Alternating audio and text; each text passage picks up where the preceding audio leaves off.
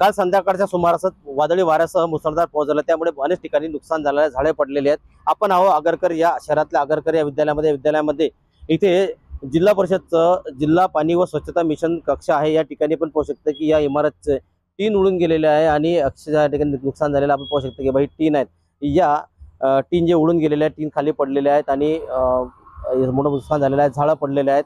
आणि त्यासोबतच या ठिकाणी जो बाजूला असलेला स्विमिंग पूल आहे, तर त्या स्विमिंग पूललाही आपण पाहू शकतो की त्याची भिंत जी आहे हीच ती भिंत आपण पाहू शकतो की हा मागे जो आहे हा स्विमिंग पूल आहे।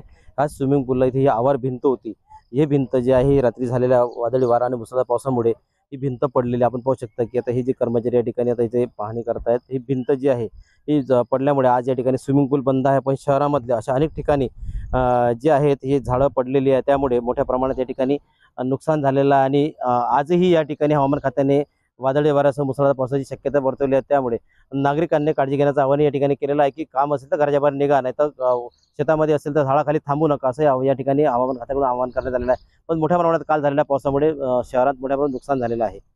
गणेश सोनवणे, टीव्ही मराठी, अकोला।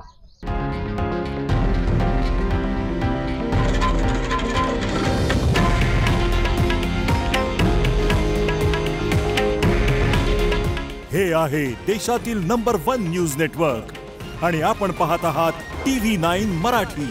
काळजी तुमची, हित महाराष्ट्राचं।